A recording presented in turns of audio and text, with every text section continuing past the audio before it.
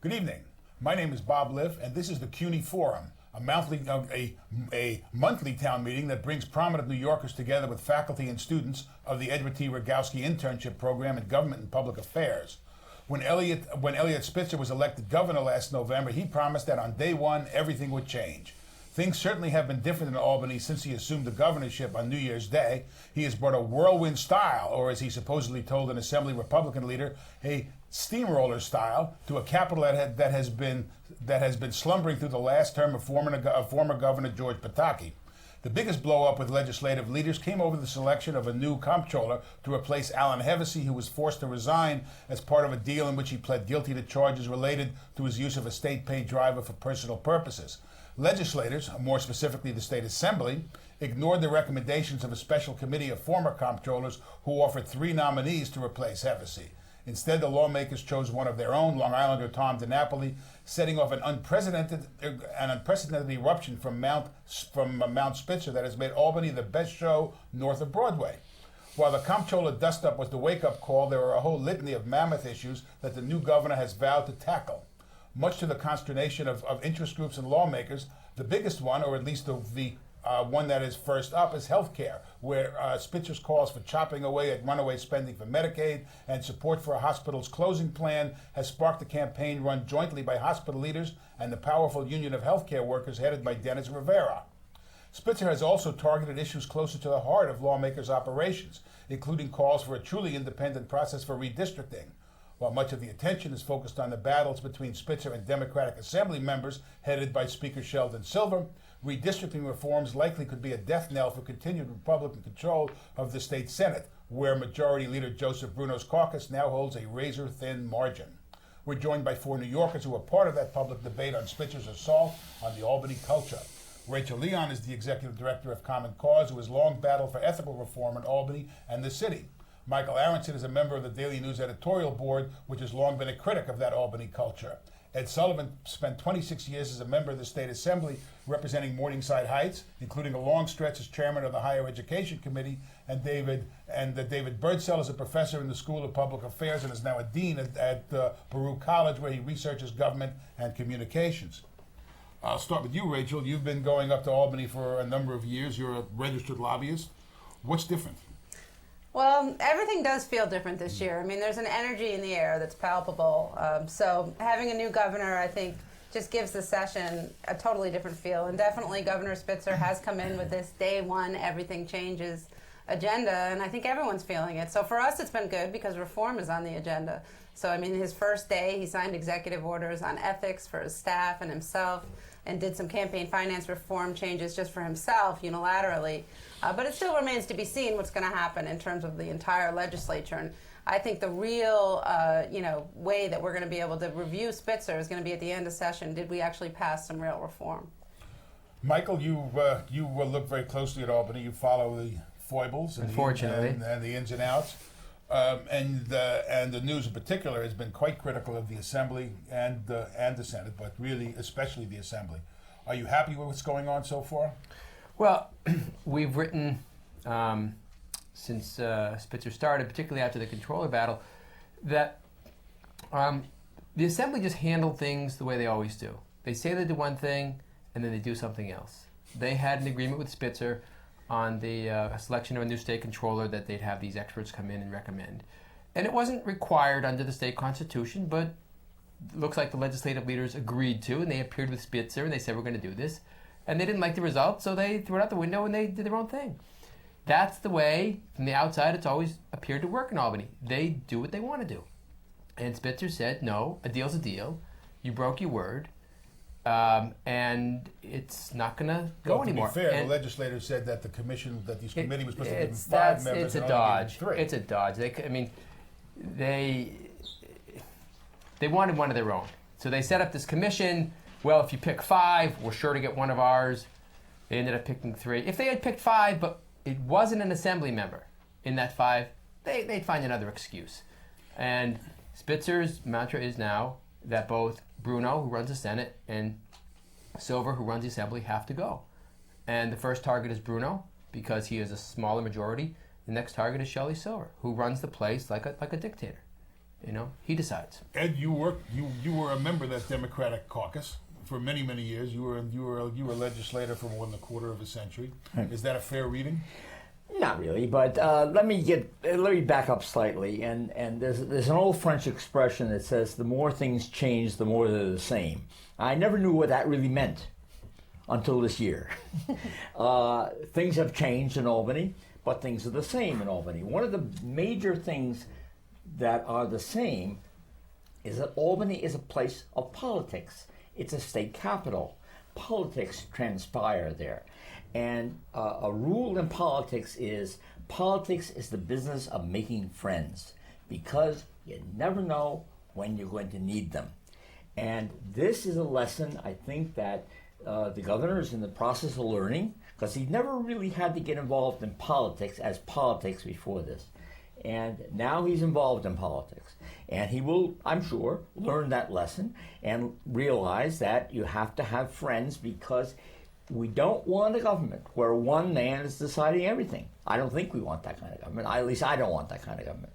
As far as the idea that Shelley runs everything like a dictator is not really true. He is a leader. And the best thing a leader can do is follow the people he leads. And I think that's what Shelley does. He figures out what the members want, and he does that. It was the members who told Shelley, we want one of our own. It was not Shelley who told the members that. David, institutionally, this kind of a clash, which is pretty dramatic, especially coming out of a kind of a period of slumber under Pataki, it's certainly not unprecedented. Absolutely not.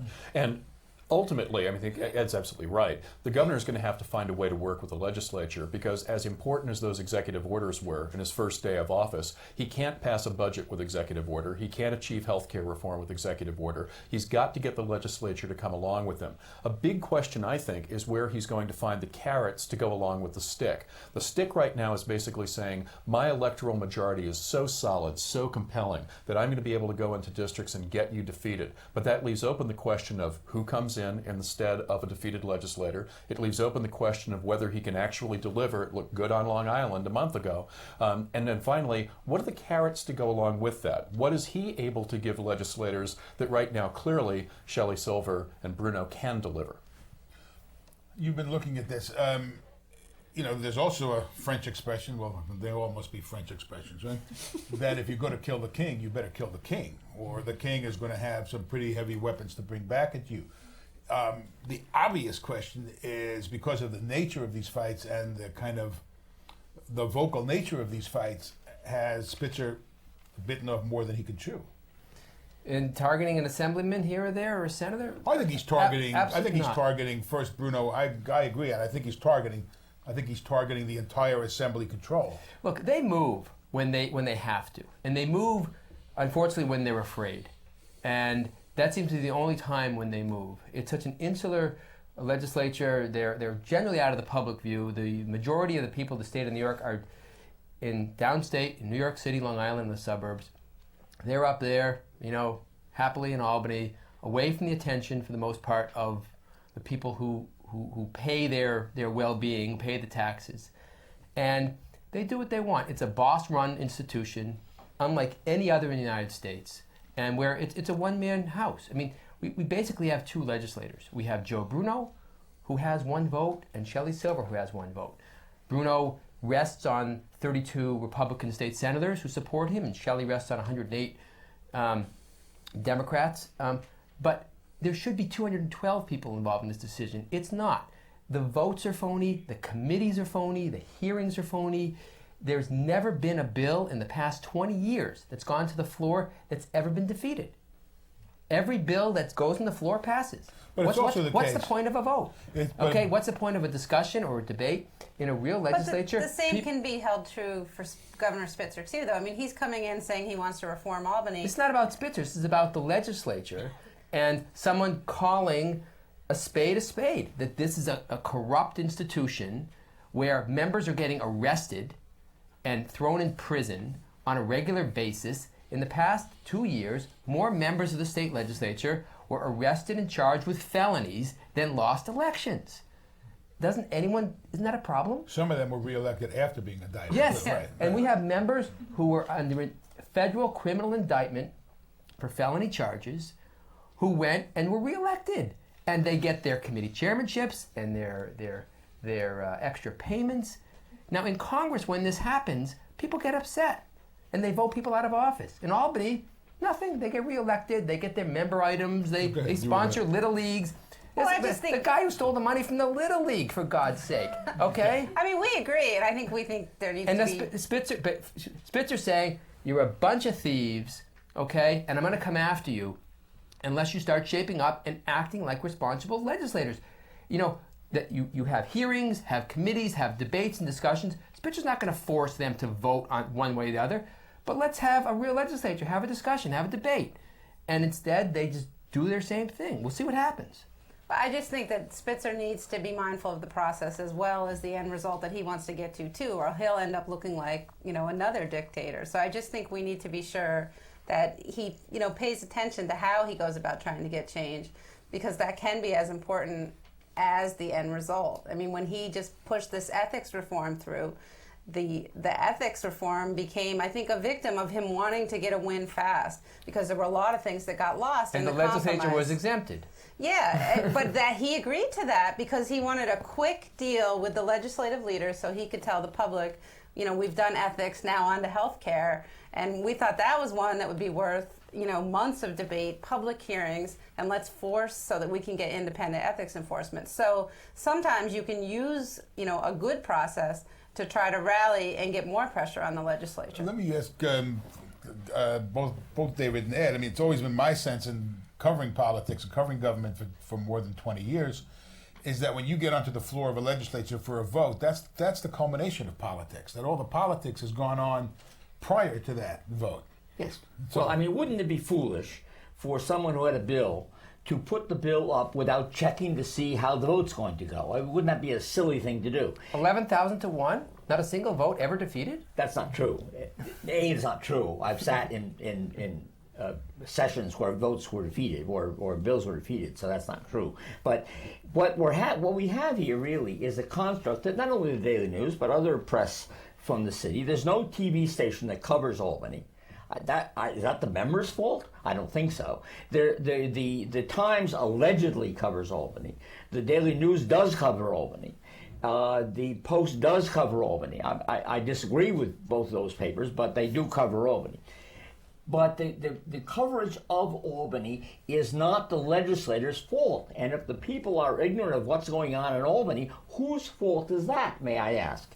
That's not the legislators' fault, who tell their story, and then the press, in challenging them, fails to tell their story. What we saw here, we're fresh off a recent Academy Awards, is a wonderful scenario. They give awards for that in Hollywood. A screenplay, and the first thing you do is you create a community or a community of thought, and then you function the screenplay within that community of thought, such as The Departed or some other thing where things are set up in advance. And the press has created an Albany that doesn't exist. The notion that Shelley Silver comes up and says, "Here's how it's going," well, I don't think, oh, sit down, that doesn't happen. It doesn't happen. As I said before, on this particular instance, on the Comptroller's office, there was a conference. The members got up one after the other. They went on for hours. One after the other said, "We want one of our own that we know and trust. We're given the constitutional power to make the choice, and we want to make it." And they did that in secret session. But the public was not allowed. No, Wait a minute, all the Michael, caucuses, Michael. every caucus of every parliament in the world is done out of the public view. That's what a caucus is. But that's where all the Let me- decisions in Albany let are me- made. I think it's And important. in every capital in the world. It's important to make a couple of distinctions. We can have corruption and a fine process with corrupt people in the process. That's one question. But I think really we're more focused right now on the process issues. And when we look at process, legislators ultimately have to make a choice. And I'd say the governor actually does have to get legislators to vote a particular way. Right now they support Bruno. They support Shelley Silver because they believe that that's the best way to advance a legislative agenda, advance a career, get something moved forward. And what the governor has to do, I get back to this question of carrots. What is the governor going to be able to put on the table to say, you want more money for schools in your district? Well, that's going to come from supporting me. You want more attention to your visions on healthcare? That's going to come from supporting me. Right now, there's no evidence that he can deliver that in terms of legislative benefits. And that's going to have to happen if Well, you're going to see sure. legislators move. I'm not sure anybody would support, unless you're in this process, the idea that I will punish your district as opposed to other districts, that people who support me, I will give your district something. If you don't support me, I'm Mutual going assured destruction. to punish the people who, the people who depend on these services. Yeah, So that's- I always thought that was called bribery. Okay. I thought that was called member You know, items. I thought it was called politics. Seymour Lackman, who was in the state senate, I think he was an educator before, and he went up there. He was a Democrat from Brooklyn and Staten Island, and he tells a story in a recent book where he got a call from Bruno and Pataki, and they said, Seymour, you're a conservative Democrat. Right now, you get $100,000 a year for community groups in your district. If you switch parties, you come over, become a Republican, you'll get $3 million a year for your district. And Bruno Pataki said, yeah, sure, we'll do that for you. And Lackman was horrified. He didn't do it. It's like, I'm a Democrat on principle. And that's bribery. And legislators, you see, I think legislators get into public service for good reason. But when they get there, they're in a system where they're dependent on the leader for their office supplies, their pencils, their car, who they can hire, their salary, since the state constitution sets a flat salary, but only in New York does the leader decide you get extra salary because I like you and you get less because I don't. Their redistricting for their lines will protect you. Your mailings for your constituents, you get those things in the mail with 5 pictures on each page. Senator Jones, Assemblyman Smith, cutting a ribbon, and help on re-election. And that they surrender part of their independence and their soul to this system, and that where are the independent people, the 212 people elected to represent the people? And we always talk in shorthand. Does anyone ever talk about what does the chairman of the Senate Finance Committee think on this bill? No one cares what he says. It's all Joe Bruno.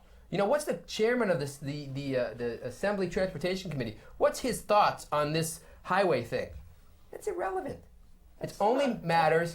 That's nonsense. That's just nonsense. I was the chairman of the Higher Education Committee. I had, in effect, I could tick off the programs that I had, in effect, existing. I could tick off the things I stopped.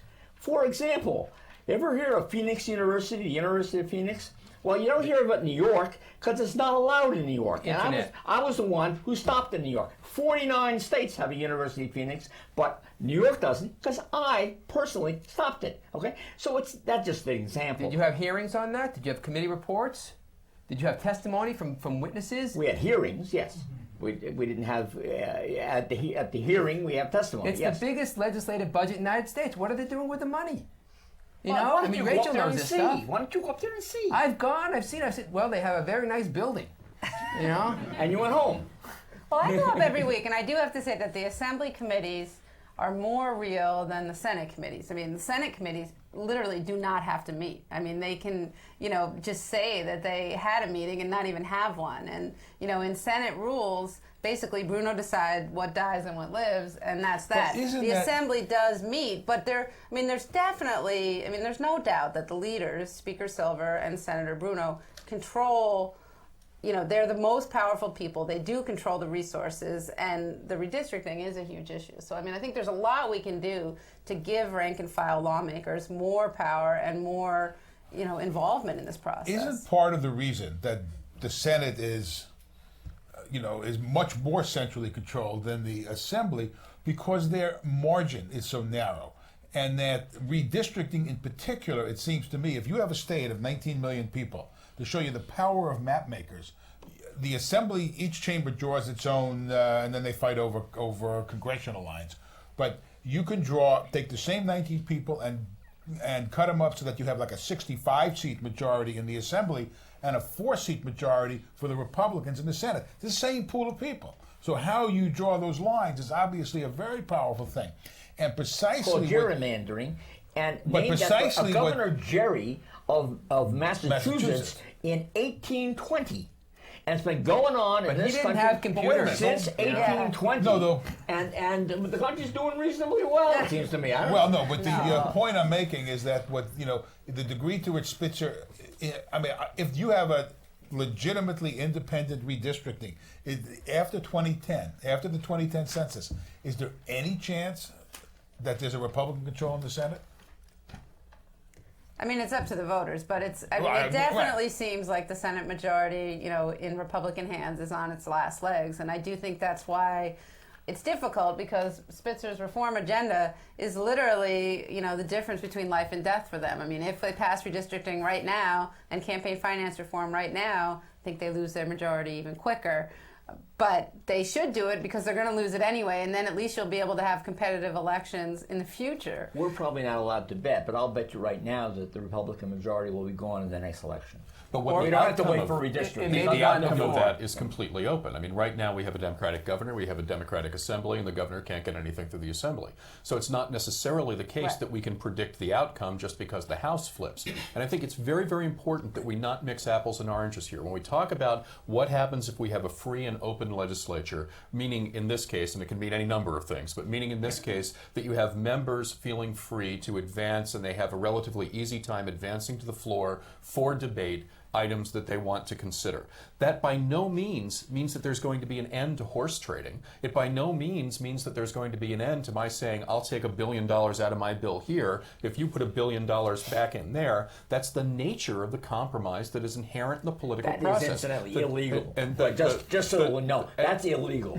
And the folks. difference that we're going to see is just who gets to call the shots, whether it's a large number of members or whether it's 3 people in a room. I mean, but Spitzer, it seems, I don't know if you've made the point, I can't remember if it was made in the news or not, is that his strategy, his longer term reform strategy, if you will, and you saw it in the Comptroller vote where the Senate Democrats voted in lockstep Everyone. with Spitzer for Martha Starr. Not everyone. Let's get the facts straight. Not everyone. There were some dissenting votes. No, No, I don't check believe that there was. vote. I don't believe there was in the Check Senate. that vote. In the Among assembly. I'm talking about among the Senate Senate Democrats. Democrats. Senate Democrats. I'm talking about Senate Democrats. Voted with all the governor, voted, yes. But, which apparently Voted with the governor. apparently the Senate Democrats following Spitzer qualifies for reform, and the Assembly Democrats following Shelley does not. But I mean that the idea being that if they can knock out Joe Bruno, that you set up the Senate as a counterpoint. That you, in essence, Right. you have one party, Then- but you really have two parties. Then you have 2 pro-reform power bases, Spitzer and the new Senate majority, and then Shelley's left out there alone, and his 108 members will have to decide, are they going to be the odd men and women out, or are they going to come around and say, you know what, we have to change? Because the way they've done it forever isn't going to work anymore. I mean, I've always been suspicious, as partly being a reporter, and you see all sides of the story. I've always been suspicious of one-party rule, and from my own it's not- politics, what went on in Washington Bob, up until I the disagree. 2006 election, reinforces that one-party rule. I mean, I'm a Democrat. I'd rather have Democratic one-party rule than Republican one-party rule, but I'm nervous. I think the idea that Shelley Silver was blamed for stopping stuff, I think he stopped a lot of stuff that should have been stopped over the last. And you want democracy in both houses. I mean, we're nonpartisan. We don't want all Democrats and we don't want all Republicans. And, Right. this year we do have some opportunities because Senator Bruno is under investigation by the FBI. So it's possible that on some issues there's more compromise likely this year just because Senator Bruno is really nervous and his majority is in jeopardy than when it flips to, the Senate minority, when you have a new party in control. So, I mean, a lot of it is political, but what we want to try to do is get more rank and file involvement and more conference committees, more hearings, more public participation in both houses, and that'll show that we're having some success. all the stuff you learn in school, how a legislature works, and a bill, and a committee, and a reading, Albany, it's just fake. Okay, in the state constitution, there's a requirement that all bills must be introduced 3 days before they're voted on. That's to give the press and the academics and the interest groups and the students and the public a chance to read them. And the members. But there's a provision in the state constitution saying if it's an emergency, you can do it in 5 minutes. So they routinely just say, oh, this bill's an emergency, this bill's an emergency. New York City had a huge debate a few years ago on whether or not to ban smoking in public places. And Bloomberg wanted to do this, and there were hearings and back and forth and ads on TV and testimony, and I want to smoke, and the bar owners and the debate in the newspapers and the public. And Bloomberg had to change his resolution, and he compromised and he cut a deal. Albany, one day, a Friday afternoon, Pataki said, I've introduced a bill, a full smoking ban in the state of New York. I give it to Joe Bruno, he passes it. He give it to Shelley Silver, he passes it. He gives it to George Pataki, he signed it, and they all run out of town. It's done. Half an hour. Well, there were years of opposition by Philip Morris where they... It was done. It was done in a day. I'm not going to defend It was that. done in a day. Nobody could defend I that. served in the legislature for 26 years, and one of the first bills that I saw when I got up there was bills led by Pete Granis, incidentally, against smoking. And for 26 years we fought that battle. And to say that it all occurred in a half an hour is just It did. lunacy. It did. Okay. They introduced the bill because they didn't want I mean, Bloomberg lost a lot of support. People said they don't like him, because of this, and whether you support it or not, there was a public process. The public participated and watched. But in would you Albany, let that- it was lightning quick, and even if the result is good, Dave was talking about the process. The process was a joke. But then let's have what the process is. In order for Was that that to an happen, emergency? Was that an emergency, sir? let me tell you what the process is. We got to ban smoking. Let me tell you what the process is. If the legislature, if there seems to be a quote emergency, you need a message of necessity from the governor. Right. It's not the legislature that can put it through on its own. It can't do that. Right, the whole gang agreed. It must be with the agreement of the governor. Right. So why don't you say that when you explain? I said to the whole kids? gang. I said Pataki, Bruno, and Silver But that's the decided. whole thing. So presumably, with the sheriff in charge now, that will never happen again. Spitzer says he's not going to use emergency measures for non-emergencies. Okay, we'll see. Well, as someone who lobbies in both the city and the state, I mean, I will definitely say that there's more give and take in the city. I spend a lot more hours, in City Hall, just giving testimony. There's definitely more, and there's public financing and term limits in New York City, which I think has shaken things up even further. So it's definitely a much more controlled, power-dominated place in Albany. But I'll agree with that. That the city is more open to hurly-burly, political hurly-burly, and which is good. I think that Michael's point, which is a good point, is that, to say that the governor has to issue a message of necessity is that when you get down to the end of the session and when all the politics has gone on, whether it's to some degree in hearings in the assembly, or it does still come down, and it still comes down to this day, even on issues like workers' compensation and stuff, it comes down to 3 men in a room. Sometimes we expand it to 5 men in a room with the minority leaders. As far as I know, there's still no women in the room. Workers' comp didn't have Shelley Silver in the room, or Joe Bruno, incidentally. The workers' comp bill was an agreement between the business community and labor, and I guess Spitzer's on board, but I don't know that. But I do know that neither Bruno nor Shelley are on board, so those are not among the 3 men in the room. I apologize. Which makes the point that it's not just 3 men in the room. It includes groups like the Business Council, the labor unions, and other groups that are also in the room in the person of the people who are advancing their interests. Let me go. Are we ready over there, Ernest? Tell us your name, tell us the campus you're from, and speak up, please. Anthony Anderson, John Jay College. How are you? Good evening. Thank you for taking my question. My question is basically, with everything that's going on in New York City with the educational issue, I know CUNY is suffering from a retention issue where retaining the students, we have a massive dropout rate within the CUNY schools right now. What do you think the governor's plan is going to be to address that issue? That's number one. And number two, what do you think his reforms in Albany is going to do to basically the educational issue as far as the low-paying teachers and the massive cuts that we have going on right now in the school after-school programs? There's a nice small question. Why don't you take it, Ed? Well, it is a small question. It's a very important it's question. a very important question. Because a group went to court to try to get New York City to get a fair shake on the funding. They won in court, but we still haven't gotten the money yet for the fair shake. Now, the governor has said that he would give the money for the fair shake, and we'll see how that goes in the budget as it proceeds. I hope that will happen.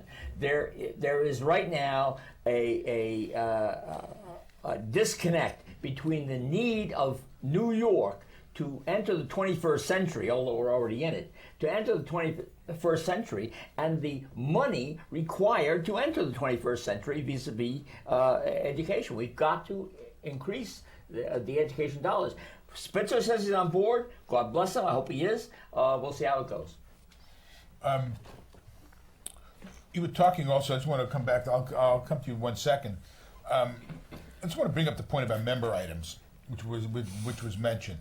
But I've always been of two minds on member items. I think absolutely member items should be identified publicly as to what member is supporting what item. Absolutely. But the idea that an individual member is able to direct some limited amount of money to groups in his or her district that might not otherwise be funded seems to be a good thing, because some of these groups don't rise to the level of a statewide interest. I mean, you guys have been very critical of member items. It's ridiculous. Shelley It's Silver. not the first time he's accused me Shelley, of being ridiculous. no, you're not ridiculous. Albany's ridiculous.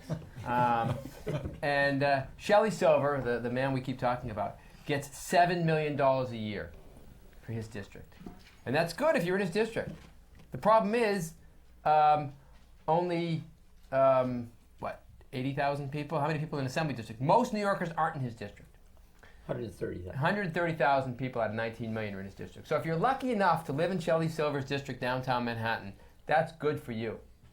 If you happen to live in the next district and it's happened to be represented by a Republican, you don't get anything.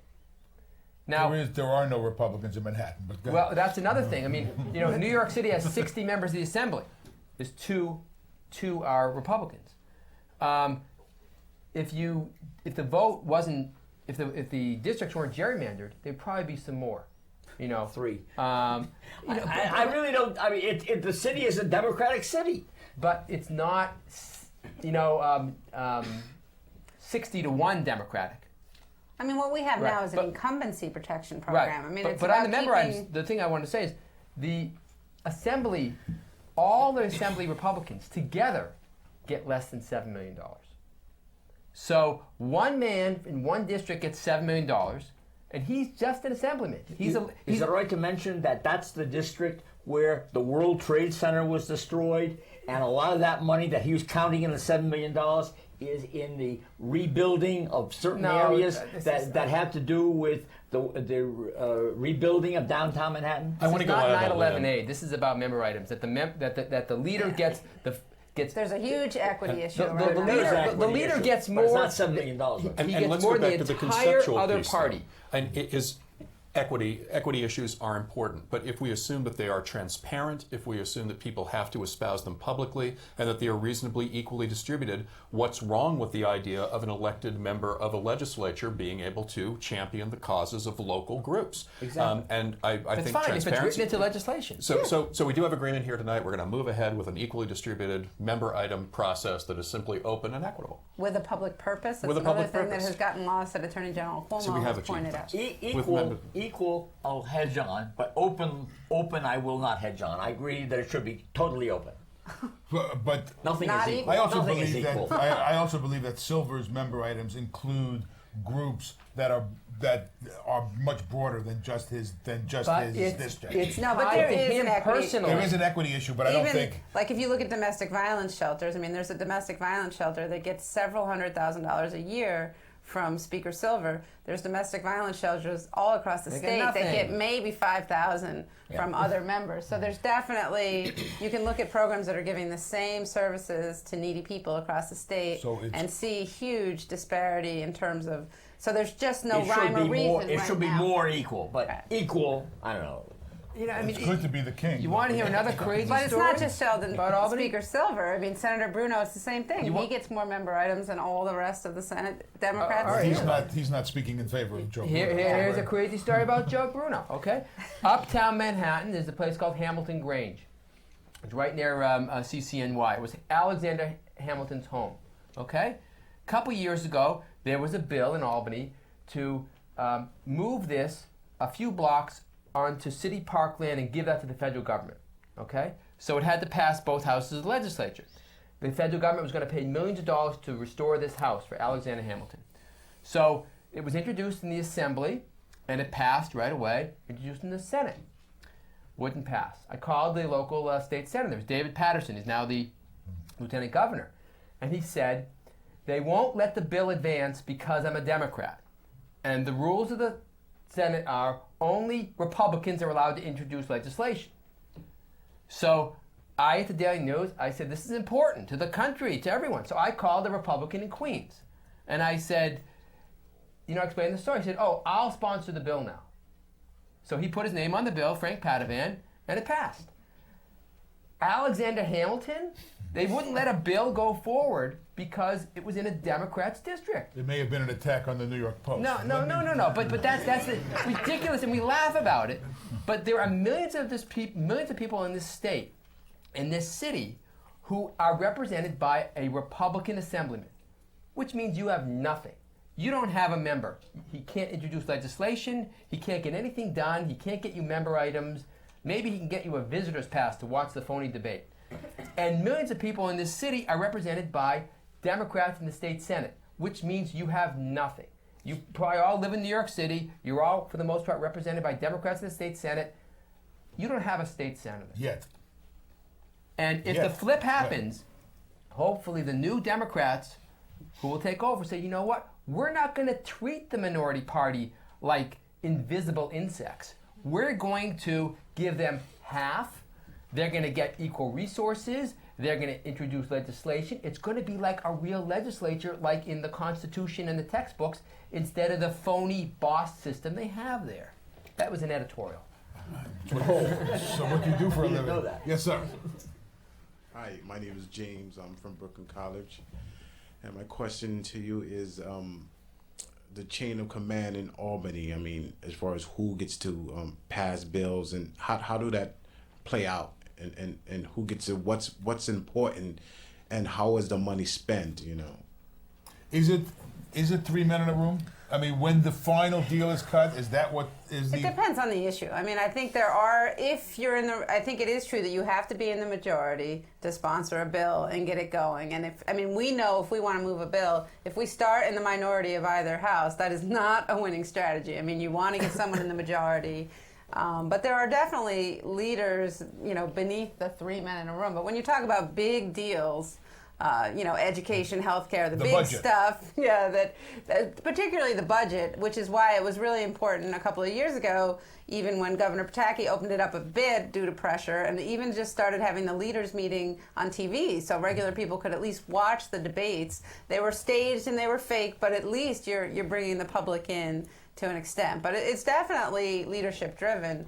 But if you get on your legislator, do you think any real business, any real negotiating happened in public or could happen in public? Yeah, I've seen it happen in conference committees. Voting, which is a big mess in New York State right now and is not an example of a successful negotiation at the legislature. Voting machines, the new federal laws that were called the Help America Vote Act, the state had to implement that. The state has still not implemented that. We're the last state in the nation. So it's a mess. But I watched very messy conference committees where there was all kinds of debates, all kinds of arguments, all kinds of pressure from advocates. And it's partly because they view that because lawmakers view that as part of their seat they corps, care. as their it's how they get absolute elected. survival. Right. Yes. But I certainly saw, the Assembly change positions because of pressure, the Senate changed positions because of pressure. It just took them years to actually, get to a compromise. Bob, one of the ways you get a bill passed that doesn't have many legs at the beginning, because most bills don't at the beginning have legs. They don't have the power. That's why you're introducing a bill. So one of the things you do is you try to build up public pressure on your colleagues that they should vote for it, and to stir that up. Just before I got to the legislature, back in the 70s, they passed a reform that said the committee meetings will be open to the press, because before that they were closed to the press. They're open to the press. I held, I don't know how many, a couple of hundred committee meetings during my time as the higher education chairman. I never, ever saw a reporter in those meetings.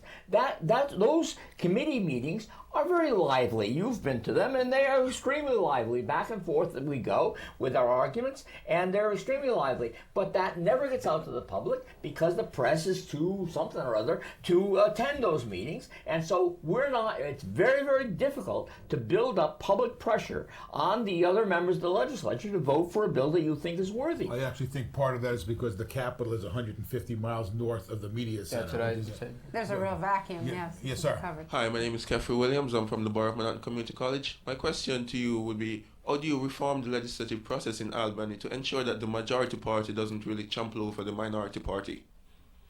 You have to get at the resource question. You have to stop this notion where the leaders decide how much money each members get and how many staff and how many pencils and things like the ability to sponsor legislation. So you have to get them to change their rules, to, like was talked about before, where they split it up equally. I mean, there's no reason why it should depend on where you live in the state and who your representative is in terms of how much representation you get. I agree with that, actually. But may I just say something?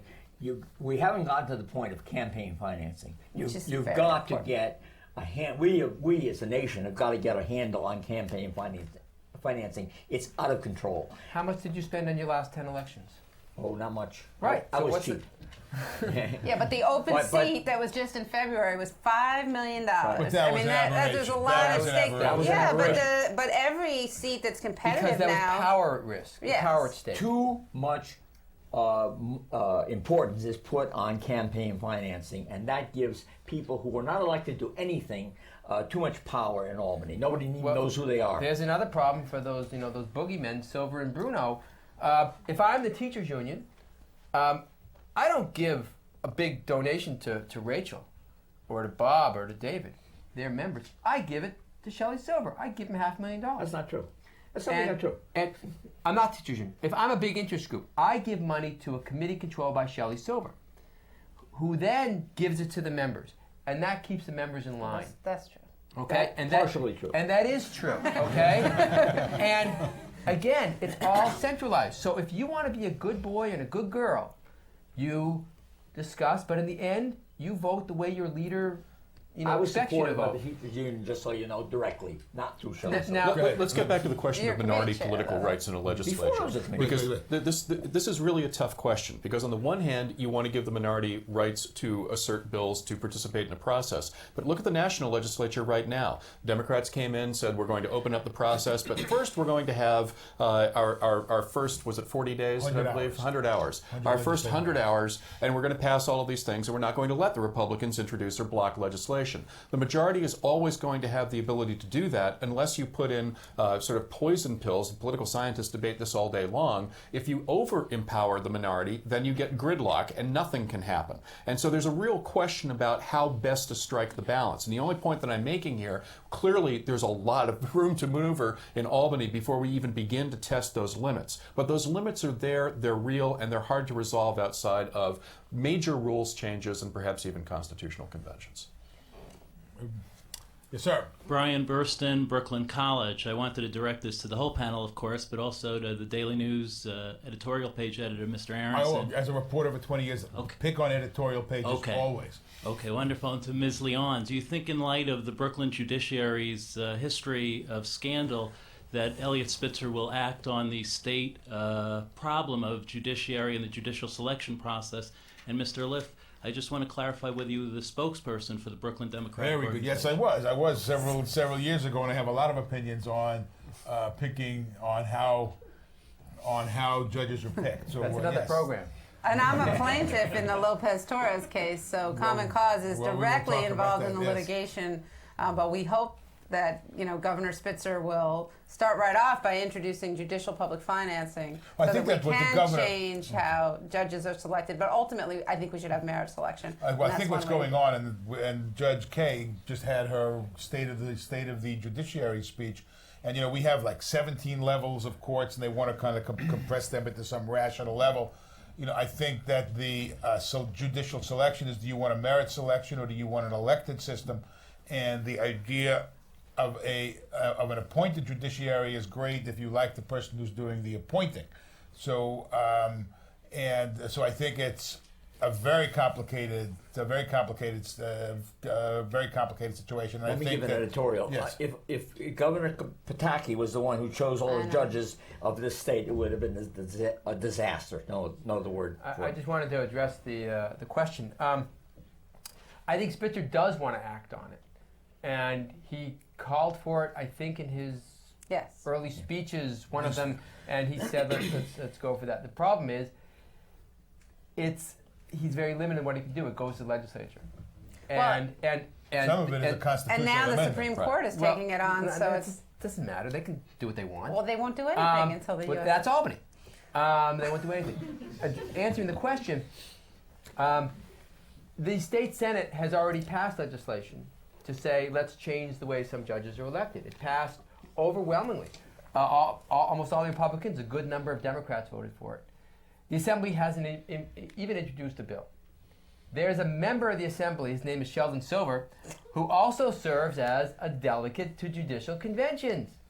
And if you go to the Judicial Conventions, I know Bob has been, and I think he's taken his classes, you see a farce which makes Albany looks like Athens. It is phony as can be. As a reporter, I once covered a convention in takes Brooklyn 12 minutes. where it took 16 minutes to name 9 judges, including the reading of the roll. Right. It's a phony thing. One of the chief participants in this in Manhattan is Delegate Sheldon Silver. And so Sheldon Silver will not change that because he picks the judges in Manhattan. I was at the convention 2 years ago. He walked in, he picked his man. His man is now a judge.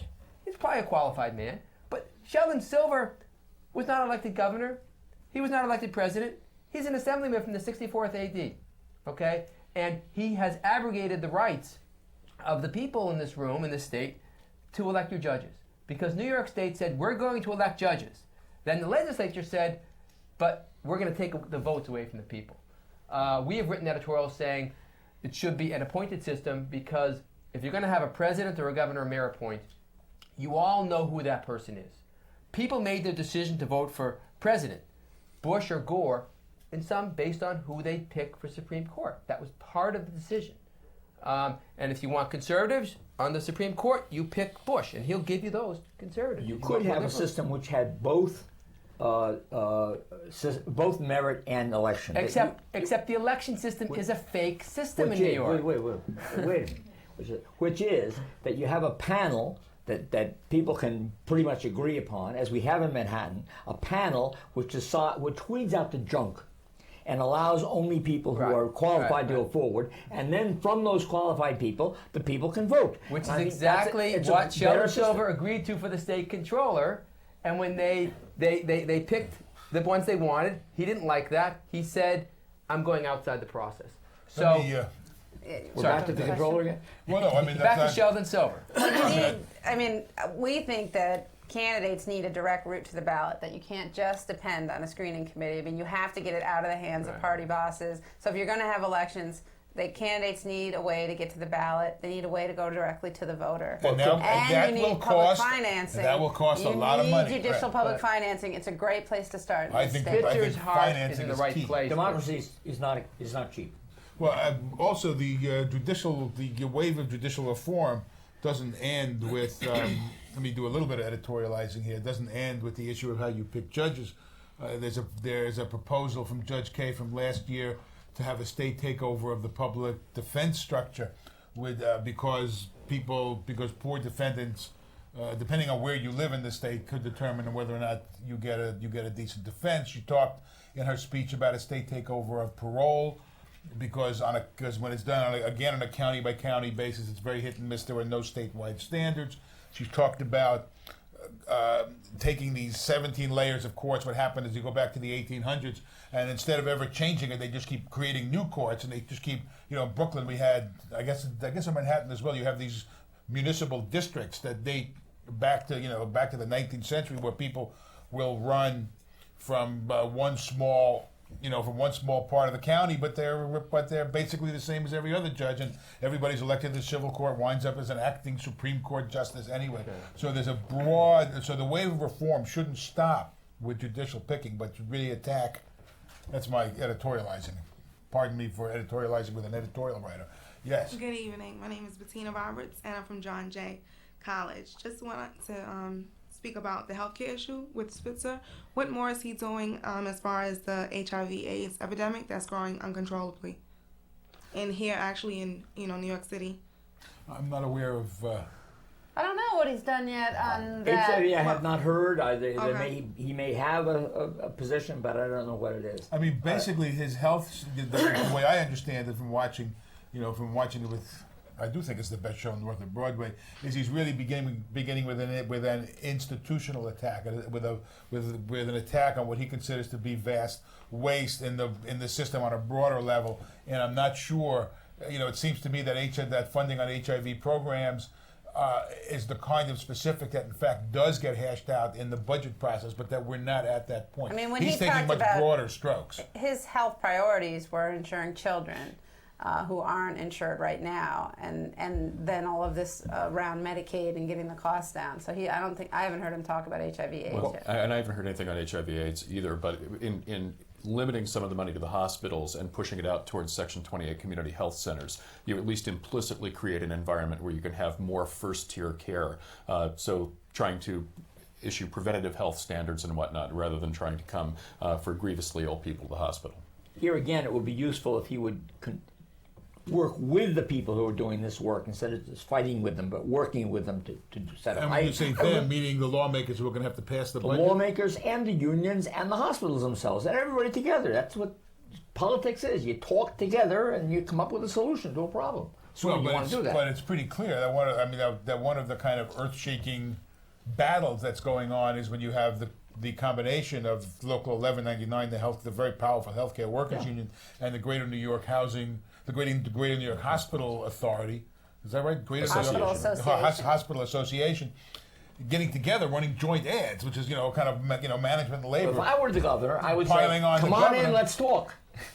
Well, but they're not necessarily, but they're not necessarily saying to him, "Let's talk." They're saying, "I'm going to hit you upside the head." They can say no, and then the public will know what that's all about. I think that's a real titanic battle that's going on right now. Yes, sir. Good evening. Steve Teitelbaum from Brooklyn College. My question tonight is, how can we as the students or the people of the next generation, how can we affect this process to make it that we're more involved and it's not just this one-man dictatorship that you're talking about?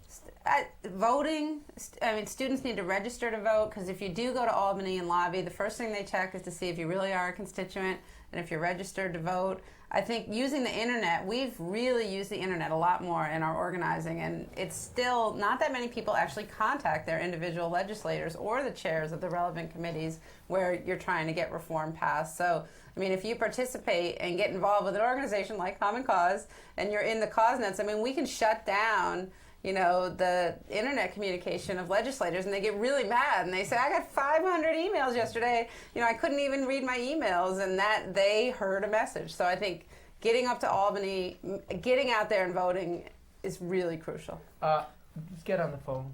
After that controller vote, we ran the name of every New York City legislature who broke the deal and voted for the unqualified Tom DiNapoli.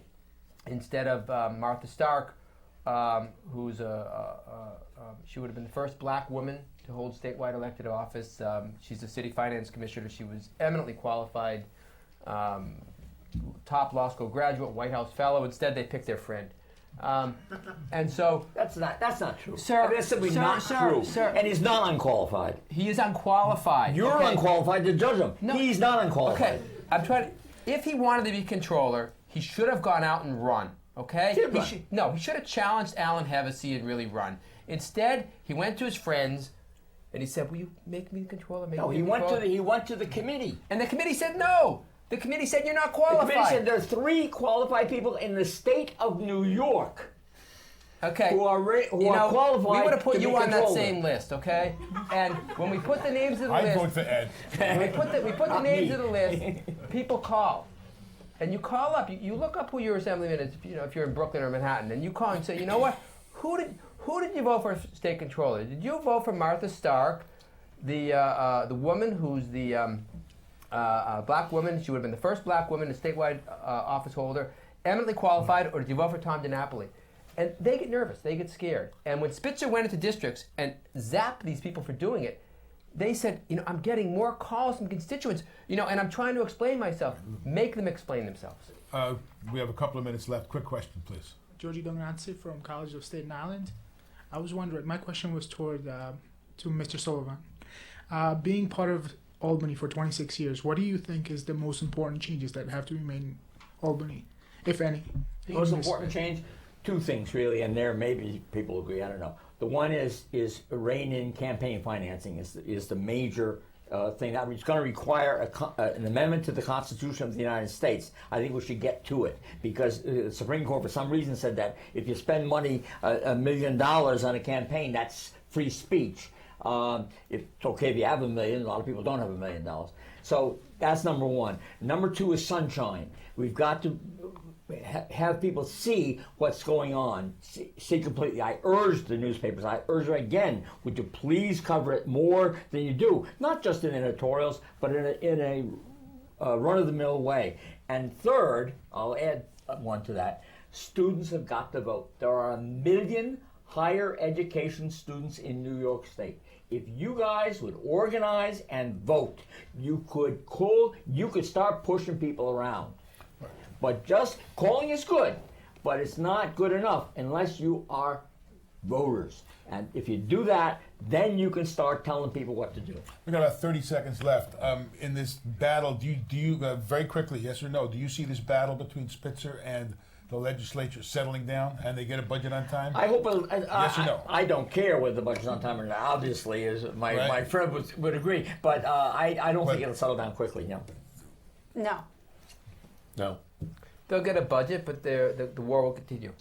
The war will, well, this is one of the few stories that I wish I was still a reporter on. This is a great political, this is a great political drama. I want to thank you all for joining us on CUNY Forum, and we will see